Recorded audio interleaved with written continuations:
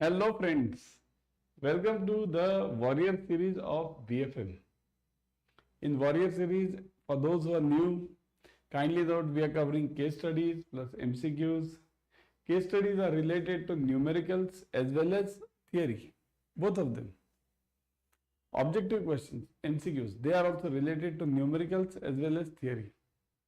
The importance of numericals as well as the importance of case studies, you all know in BFM. Roughly around 40 marks case studies you get. Out of them 25 marks are numerical case studies. So roughly you get numericals around 40 to 50 marks total case studies plus one-liners. So that's why these case studies, numericals, theory case studies are very important. Watch it completely, share it with your friends, like the video, subscribe to the channel, click on the bell icon. Today I will be covering some part of theory related to treasury. So watch it completely. Okay. Under REROC framework, which of the following statements is correct? Lender begins by charging an interest markup to cover the expected loss. Lender allocates enough capital to the prospective loan. Provision plus allocated capital covers only 40% of the loan loss outcomes. So which of them is correct? A and C, A and B, B and C, all A, B and C. Lender means bank. We are talking over here of bank. So bank begins by charging an interest markup to cover the expected loss. Do we add a risk premium to this? This is known as risk premium. Whenever you give any loan, there are two parts. In any loan, interest which we charge, interest, that interest has two parts. Not even two, in fact, it can be three also, but mainly two. First one is your cost. What is the total cost? Now this includes your NII.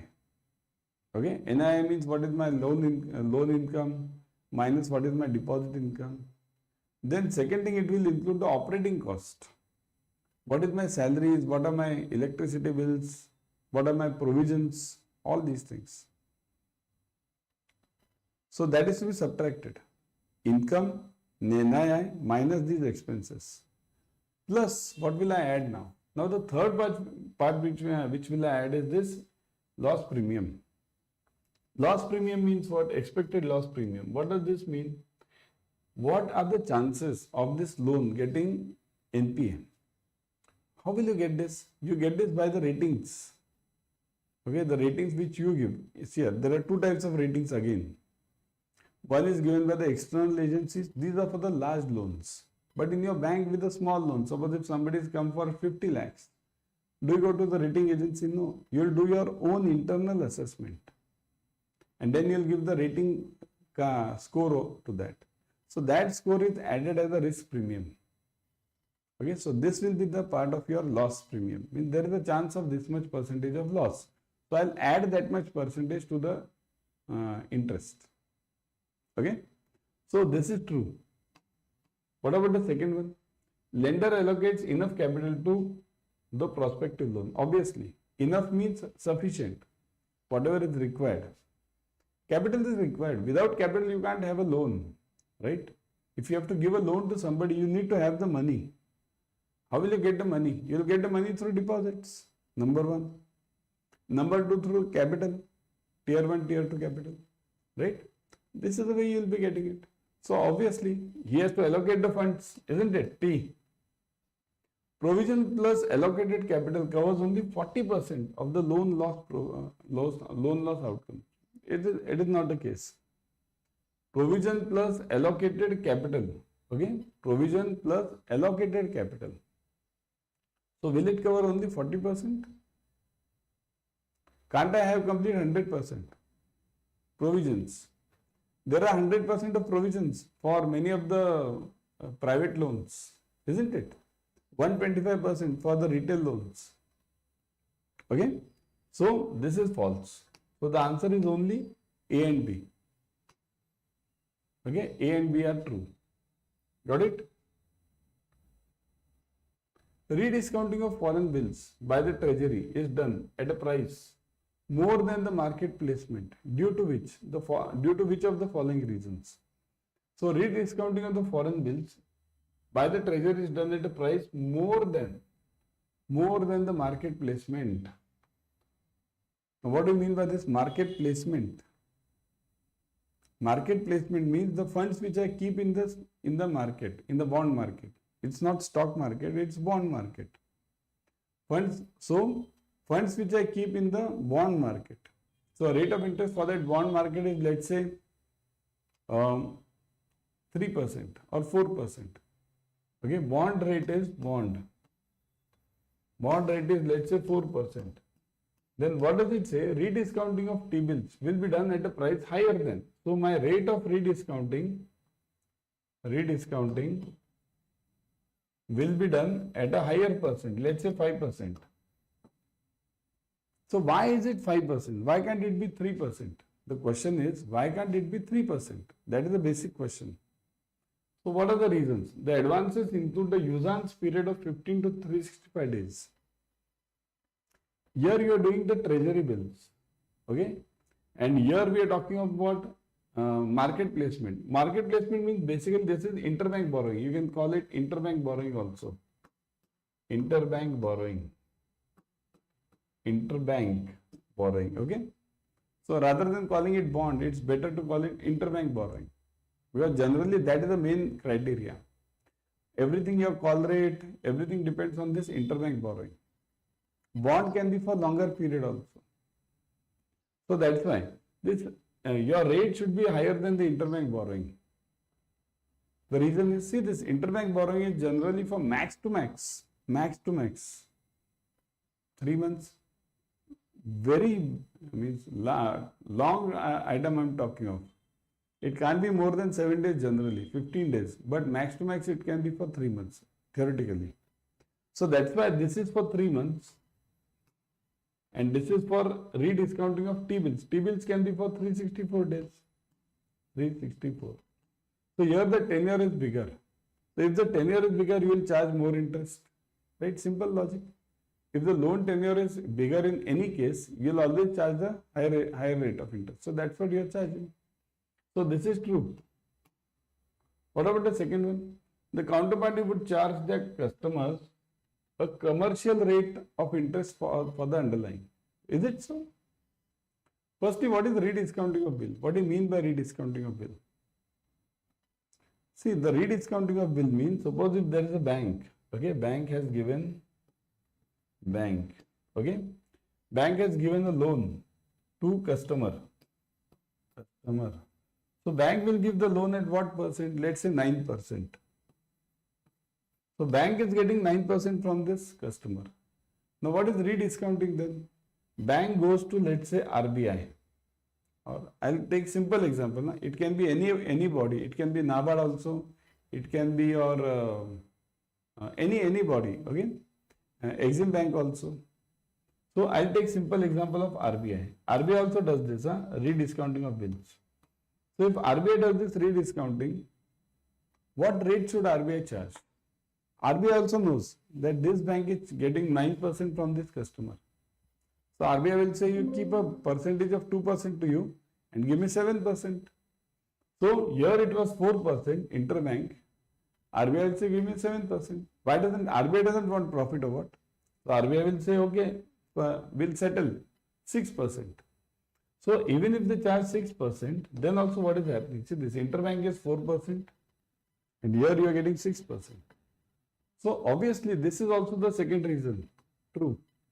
Because commercial bank will charge at a commercial rate to the customer, which is quite high. So bank is earning a lot without taking in the risk. See, in this rediscounting, what is happening?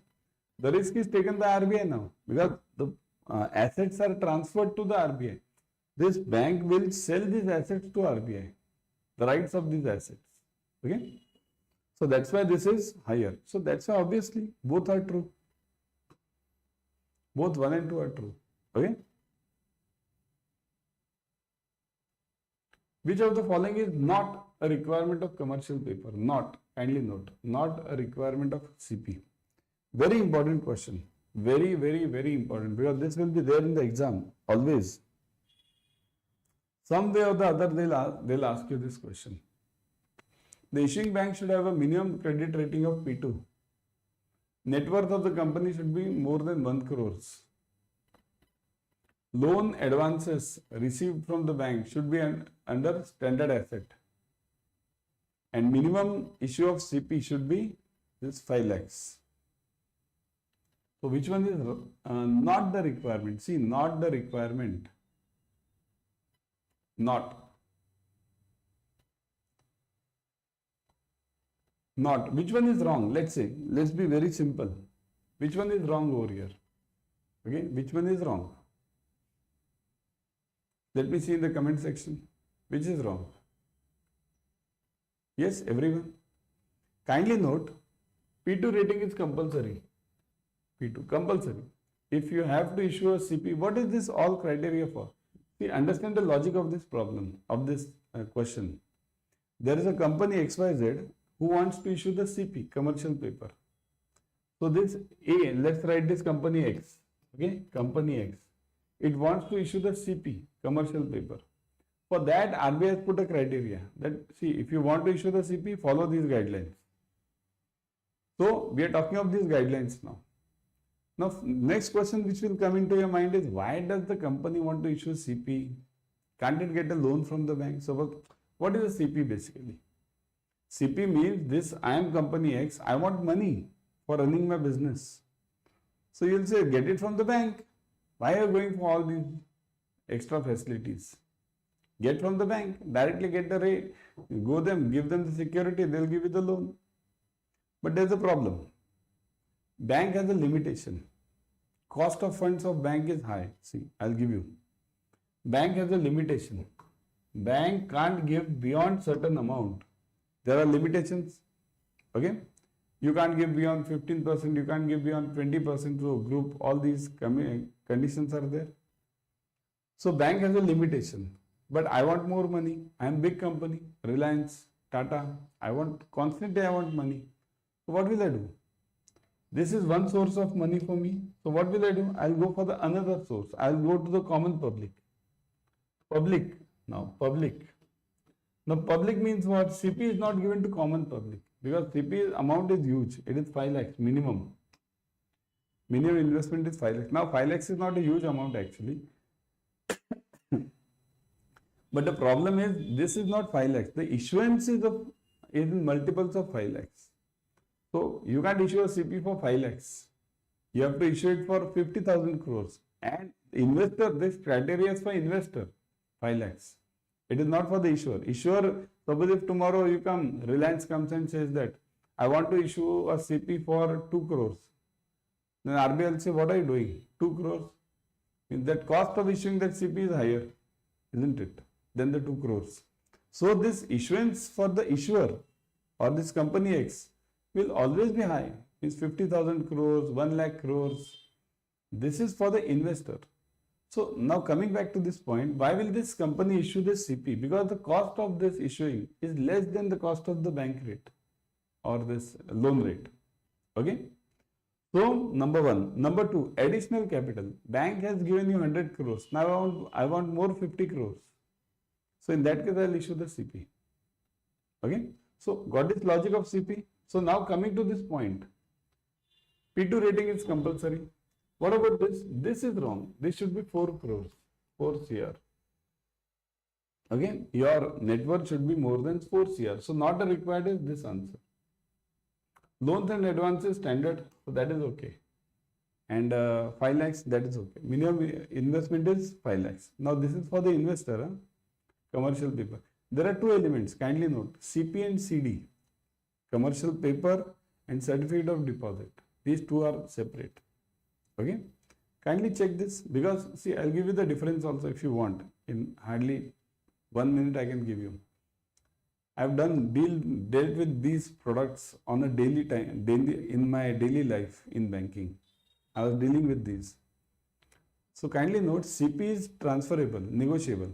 It can be transferred from one company to another, one buyer to another. CD is generally not transferable.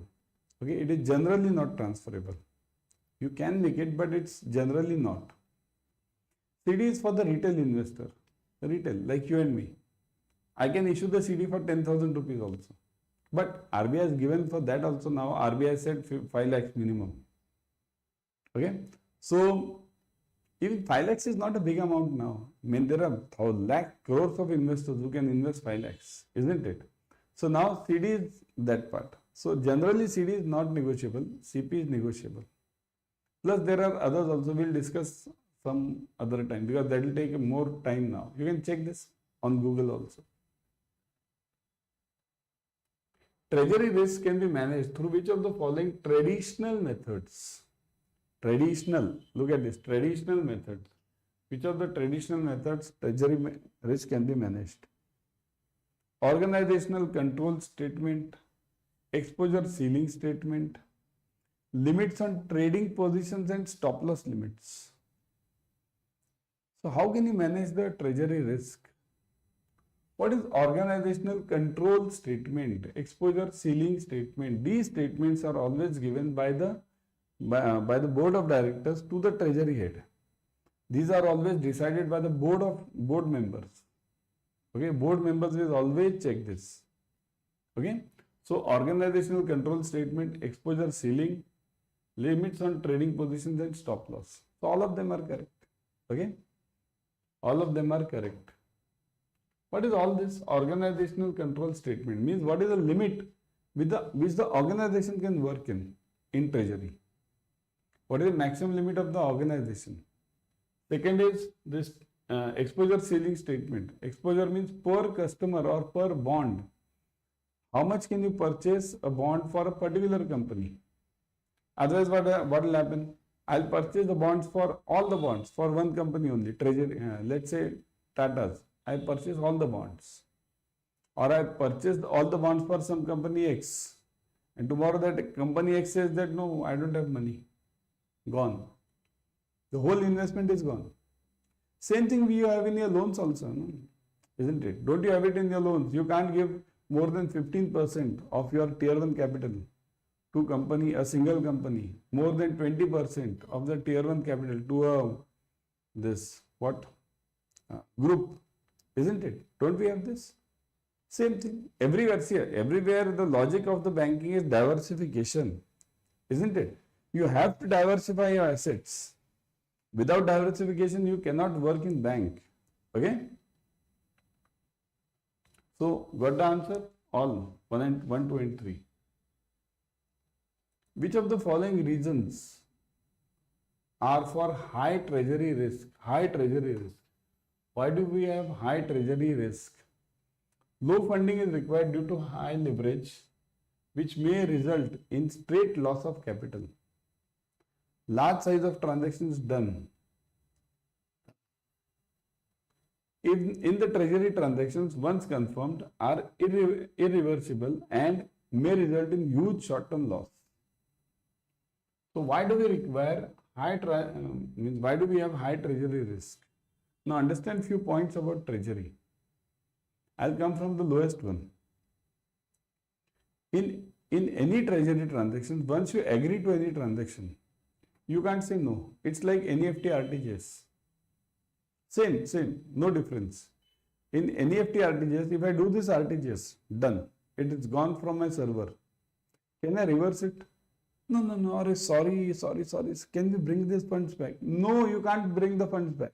Gone. Go to that bank and then get whatever you want, right? You can't do it. Same thing over here. Okay? Once confirmed are irreversible. I put the button buy. Done. Even after half a second, I say that no, wrong. Gone. It's irreversible. That's why huge cost. And the amounts are what? Large size of transactions. Treasury transactions deal in the range of 500 crores, 1000 crores, 100 crores.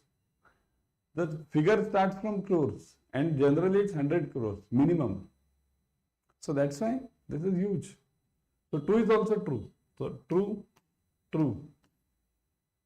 Next, low funding is required due to high leverage. Now leverage is high. Very important. Leverage is high. This is 2. Leverage is high. What do you mean by leverage? Leverage means, suppose if I am having 100 rupees with me as a capital, what is the amount of assets which I can buy? That is called as leverage. Suppose if I am having 100 rupees, logically I must be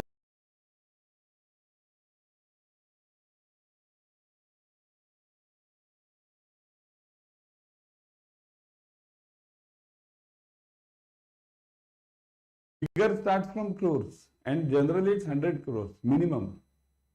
So that's why this is huge. So 2 is also true. So true, true. Next, low funding is required due to high leverage. Now leverage is high. Very, very, very important. Leverage is high. This is 2. Leverage is high. What do you mean by leverage? Leverage means, suppose if I am having 100 rupees with me as a capital, what is the amount of assets which I can buy? That is called as leverage. Suppose if I am having 100 rupees, logically I must be able to buy only 100 rupees something, anything which I am having. But in banking we have this leverage concept. In treasury specifically. With capital of rupees 100, I can buy the assets of 1000 rupees. Same thing you have it in your stock trading also. Check the stock trading, day trading. Those who are doing day trading, you'll get this, right? With a capital of 100 rupees, I can do the transaction of 1000. But if I suffer a loss, full 1000 is to be paid from my pocket. I'll have to sell anything, my house. Okay? But I'll have to pay that. So same logic over here, treasury. Low capital and high assets. Because we trade, we don't keep it for a long time. At the end of the day, everything is sold many times. That's trading. But it carries a high leverage, high risk. So this is also true. So 1, 2 and 3, all of them are true. Okay? Okay? So now before going, everyone, kindly join the Adda 24/7 new batches. See, the new batch is just now starting, October 24th. 24th October starting. Download the app first. The app is available on both Google also and iPhone also, both. Download it first and then join the crash course. See this, CIB crash course. Join it ASAP. Ebooks, mock test, online live classes, recorded sessions, everything you are getting. Okay? And see this, mock tests are chapter wise also and full length also, both. And importantly remember, see this, the discount part. The discount is, remember the code Y432. The discount part is 79% plus 1%, 80% discount. And remember, today 9 p.m. we are bringing in a special offer for you, surprise for you. So follow that surprise on the same channel. Okay? Using that you can purchase it with more discounts. So wait till 9 p.m. And I would also suggest you to purchase the Increment Mahapack for CAIB. See this, Increment Mahapack over here, CIB increment. Right now double validity offer is going on. You buy for 6 months, you get it for 12 months. You buy for 12 months, you get it for 24 months. Discount is same, 79 plus 1, 80. But you will be getting more now. Wait till 9 p.m. You will be getting more discount. But don't forget the code Y432. You get in Increment Mahapack, you get 15 plus batches per subject. Plus you get question banks, free, delivered at your home. Plus question bank is there, plus formula bank, plus ebooks, mock test. Everything is there. Join it ASAP. Never forget the code Y432. Bye.